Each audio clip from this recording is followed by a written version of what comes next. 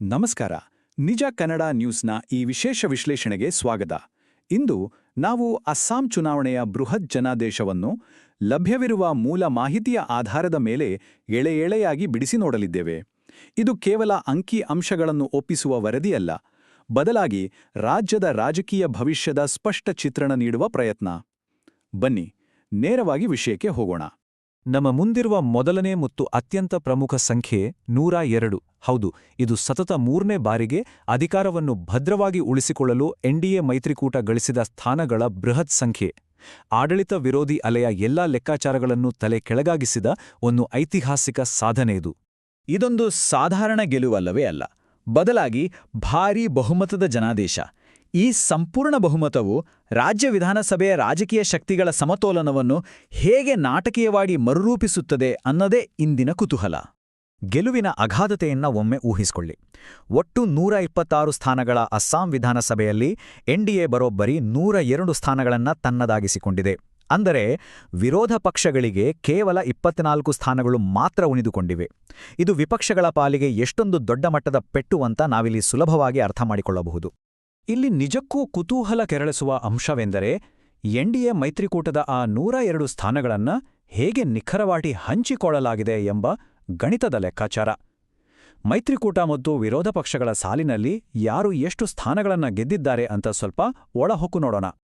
ಅಂಕಿ ಅಂಶಗಳನ್ನು ನಿಷ್ಪಕ್ಷಪಾತವಾಗಿ ಗಮನಿಸಿದರೆ ಬಿಜೆಪಿ ಏಕಾಂಗಿಯಾಗಿ 82 ಸ್ಥಾನಗಳನ್ನು ಗಳಿಸಿದೆ. ಅಂದ್ರೆ ಬಹುಮತಕ್ಕೆ ಬೇಕಾದ 64 ಸ್ಥಾನಗಳಿಗಿಂತ ಇದು 18 ಸ್ಥಾನಗಳಷ್ಟು ಹೆಚ್ಚು. ಮತ್ತೊಂದೆಡೆ ಪ್ರಾದೇಶಿಕ ಮಿತ್ರಪಕ್ಷಗಳಾದ ಎಜಿಪಿ ಮತ್ತು ಬಿಪಿಎಫ್ ತಲಾ 10 ಸ್ಥಾನಗಳನ್ನು ಪಡೆದುಕೊಂಡಿವೆ. ಆದರೆ ಕಾಂಗ್ರೆಸ್ ಕೇವಲ 19 ಸ್ಥಾನಗಳಿಗೆ ಕುಸಿದಿದ್ದರೆ ರೈಜೋರ್ ದಳ 2 ಸ್ಥಾನಗಳನ್ನು ಮಾತ್ರ ಗೆಲ್ಲಲು ಶಕ್ತವಾಗಿದೆ. ವಿರೋಧ ಪಕ್ಷದ ಪ್ರಸ್ತುತ ಸ್ಥಿತಿಯನ್ನು ಇನ್ನಷ್ಟು ಸೂಕ್ಷ್ಮವಾಗಿ ಗಮನಿಸಬೇಕು. 2016ರಲ್ಲಿ ಕಾಂಗ್ರೆಸ್ ಪಕ್ಷದ 15 ವರ್ಷಗಳ ಸುದೀರ್ಘ ಆಡಳಿತ ಅಂತ್ಯಗೊಂಡಿತು. ಆನಂತರದ ದಿನಗಳಲ್ಲಿ ಆ ಪಕ್ಷವು ಗಳಿಸಿದ ಅತ್ಯಂತ ಕಡಿಮೆ ಸ್ಥಾನಗಳ ಸಂಖ್ಯೆ ಇದಾಗಿದೆ.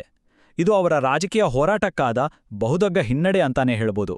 ಒಟ್ಟಾರೆ ಅಂಕಿ ಅಂಶಗಳಿಂದ ನಮ್ಮ ಗಮನವನ್ನು ಈಗ ಕಣದಲ್ಲಿದ್ದ ಪ್ರಮುಖ ವ್ಯಕ್ತಿಗಳತ್ತ ಹರಿಸೋಣ. ಈ ಚುನಾವಣೆಯಲ್ಲಿ ವಿಜೇತರಾಗಿ ಹೊರಹೊಮ್ಮಿದ ಮತ್ತು ಹೈಪ್ರೊಫೈಲ್ ಸೋಲು ಕಂಡ ನಾಯಕರ ಬಗ್ಗೆ ವಿಶ್ಲೇಷಣೆ ಮಾಡುವುದು ಈ ಸಂದರ್ಭದಲ್ಲಿ ಅತ್ಯಂತ ಮಹತ್ವದ್ದಾಗಿದೆ. ಇಲ್ಲಿನ ಅತ್ಯಂತ ನಿರ್ಣಾಯಕ ಅಂಶವೆಂದರೆ ಈ ತೀವ್ರವಾದ ವ್ಯತ್ಯಾಸ. ಒಂದೆಡೆ ಹಿಮಂತ ಬಿಸ್ವಾ ಶರ್ಮಾ ಮತ್ತು ಅಖಿಲ್ ಗೊಗೋಯ್ ಅವರಂತಹ ಘಟಾನುಘಟಿ ನಾಯಕರು ತಮ್ಮ ಸ್ಥಾನಗಳನ್ನು ಉಳಿಸಿಕೊಳ್ಳುವಲ್ಲಿ ಯಶಸ್ವಿಯಾಗಿದ್ದಾರೆ. ಆದರೆ ಅದೇ ಹೊತ್ತಿಗೆ ವಿರೋಧ ಪಕ್ಷವು ಗೌರವ್ ಗೊಗೋಯ್ ಮತ್ತು ಲುರಿನ್ಜ್ಯೋತಿ ಗೊಗೋಯ್ ಅವರಂತಹ ಪ್ರಮುಖ ನಾಯಕರ ಭಾರೀ ಸೋಲನ್ನು ಕಾಣಬೇಕಾಯಿತು. ಈಗ ಅಸ್ಸಾಂ ರಾಜಕಾರಣದ ಕೇಂದ್ರಬಿಂದುವಾದ ಮುಖ್ಯಮಂತ್ರಿ ಹಿಮಂತ್ ಬಿಸ್ವಾ ಶರ್ಮಾ ಅವರ ಬಗ್ಗೆ ಮಾತಾಡಲೇಬೇಕು. ಅವರು ಜಲುಕ್ಬಾರಿ ಕ್ಷೇತ್ರದಿಂದ ಸತತ 6ನೇ ಬಾರಿಗೆ ಭರ್ಜರಿ ಗೆಲುವು ಸಾಧಿಸಿದ್ದಾರೆ. ಈ ಮೂಲಕ ಇಡೀ ಈಶಾನ್ಯ ಭಾರತ ಮತ್ತು ಪಶ್ಚಿಮ ಬಂಗಾಳದಾದ್ಯಂತ ಅತಿ ಹೆಚ್ಚು ವಿಶ್ವಾಸಾರ್ಹ ಹಾಗೂ ಜನಪ್ರಿಯ ನಾಯಕರಲ್ಲಿ ಒಬ್ಬರು ಎಂಬ ತಮ್ಮ ಸ್ಥಾನವನ್ನು ಅವರು ಮತ್ತಷ್ಟು ಗಟ್ಟಿಗೊಳಿಸಿಕೊಂಡಿದ್ದಾರೆ.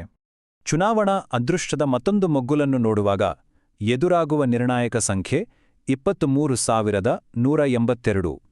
ರಾಜ್ಯ ಕಾಂಗ್ರೆಸ್ ಅಧ್ಯಕ್ಷ ಗೌರವ್ ಗೊಗೋಯ್ ಅವರು ಜೋರ್ಹತ್ ಕ್ಷೇತ್ರದಲ್ಲಿ ಬಿಜೆಪಿಯ ಹಿತೇಂದ್ರನಾಥ್ ಗೋಸ್ವಾಮಿ ಅವರ ವಿರುದ್ಧ ನಿಖರವಾಗಿ 23,182 ಮತಗಳ ಅಂತರದಿಂದ ಸೋತಿದ್ದಾರೆ. ಇದು ಈ ಕಣದ ದೊಡ್ಡ ಅಚ್ಚರಿಗಳಲ್ಲಿ ಒಂದು. ಅಂಕಿ ಅಂಶಗಳು ಮತ್ತು ನಾಯಕರ ಸೋಲು ಗೆಲುವಿನ ಲೆಕ್ಕಾಚಾರದ ನಂತರ ಈಗ ನೇರವಾಗಿ ಈ ಬೃಹತ್ ಗೆಲುವಿನ ಹಿಂದಿರುವ ನೈಜ ಕಾರಣಗಳು ಮತ್ತು ನಾಯಕರ ಅಧಿಕೃತ ಹೇಳಿಕೆಗಳನ್ನು ನಾವು ವಿಶ್ಲೇಷಿಸೋಣ. ಗೆಲುವಿನ ಬಗ್ಗೆ ವಿಶ್ಲೇಷಿಸುವಾಗ ಮುಖ್ಯಮಂತ್ರಿಗಳು ನೀಡಿದ ಹೇಳಿಕೆ ಗಮನಾರ್ಹವಾಗಿದೆ.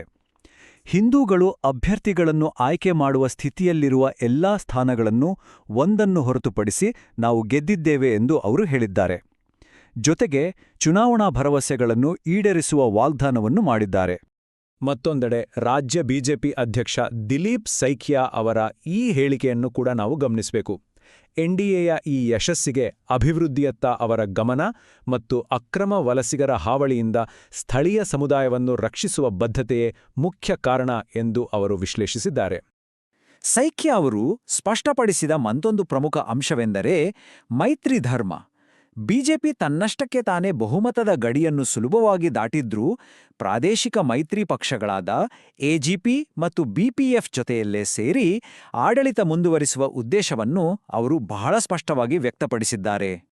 ನಮ್ಮ ಈ ಸಂಪೂರ್ಣ ವಿಶ್ಲೇಷಣೆಯ ಅಂತಿಮ ಘಟ್ಟಕ್ಕೆ ನಾವು ಬಂದಿದ್ದೇವೆ. ಈ ಎಲ್ಲ ದತ್ತಾಂಶಗಳು, ವಿಶ್ಲೇಷಣೆಗಳು ಮತ್ತು ನಾಯಕರ ಹೇಳಿಕೆಗಳ ನಂತರ ನಮ್ಮ ಮುಂದೆ ಉಳಿಯುವ ಅತಿದೊಡ್ಡ ಮತ್ತು ಅತ್ಯಂತ ನಿರ್ಣಾಯಕ ಪ್ರಶ್ನೆಯೆಂದರೆ, ಈ ಐತಿಹಾಸಿಕ ಅಧಿಕಾರದ ಕೇಂದ್ರೀಕರಣವು ಇಡೀ ಈಶಾನ್ಯ ಭಾರತದ ಭವಿಷ್ಯದ ಅಭಿವೃದ್ಧಿ ಮತ್ತು ಸ್ಥಳೀಯ ಸಮುದಾಯಗಳ ರಾಜಕೀಯ ರಕ್ಷಣೆಯನ್ನು ಅಂತಿಮವಾಗಿ ಹೇಗೆ ರೂಪಿಸುತ್ತದೆ? ಈ ಕುತೂಹಲಕಾರಿ ಬೆಳವಣಿಗೆಯತ್ತ ಎಲ್ಲರ ಕಣ್ಣಿದೆ.